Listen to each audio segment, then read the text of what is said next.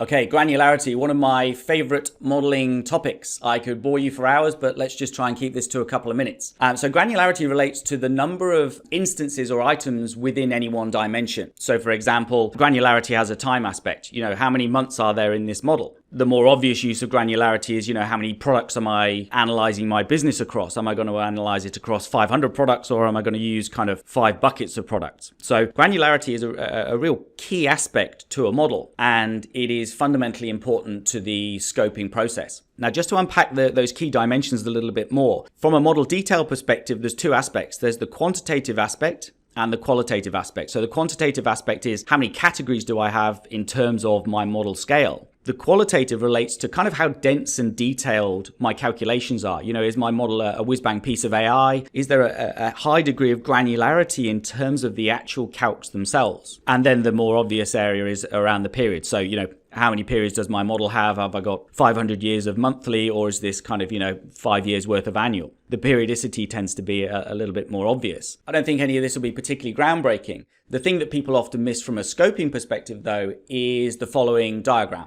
Now, this diagram is fundamental to any model scoping process. And what it does is it illustrates the sweet spot that your model should exist on. Now, up in the top right-hand corner, we have a high degree of model detail, and we have a lot of periods of analysis. And this is the classic world of analysis paralysis. This is where you don't want to be. Now, in the bottom left-hand side is a model that's low on detail, and it's got very few periods worth of analysis. Now, in terms of this type of model, I would kind of question the value of it. These models tend to be a little bit on the pointless side. They're the modeling equivalent of a bland chicken korma. There are better options out there. Now, the area you want to be aiming for is the top left to the bottom right hand side. And this is really the kind of sweet spot of model design and scoping. At the top left hand side, we've got an incredible amount of model detail, but we're not necessarily doing that over, 500 periods worth of analysis. Towards the bottom right hand side, what we're starting to get into there is a more periods worth of analysis, but we're trading that off by actually working with a lot less model detail. And this comes back to a really fundamental rule.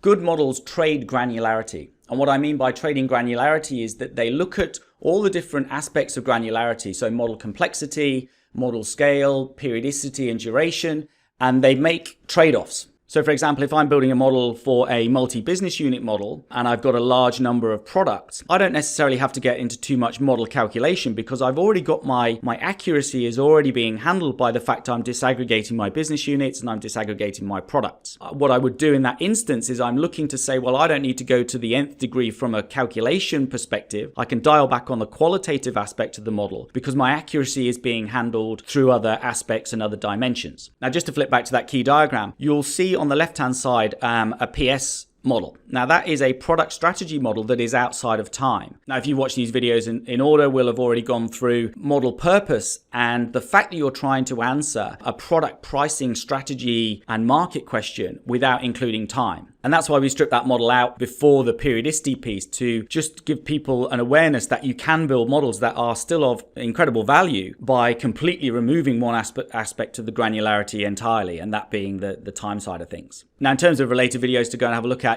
model purpose, definitely worth understanding what the fundamental purpose of your model is, because that's going to impact on your particularly quantitative, qualitative granularity. Model types, am I building a product strategy model? Is it a budget model? Is it a planning model? Is it a long-term strategy piece? Is it a deal model? And so on. So check out the model types video. And the other area is dimensions and materiality. So once you start to get into multiple orders of granularity, your materiality starts to also come back. So the importance of any one calculation becomes much less critical because you've just got more instances of them. And that relates back to that key kind of message, which is good models are always trading their granularity.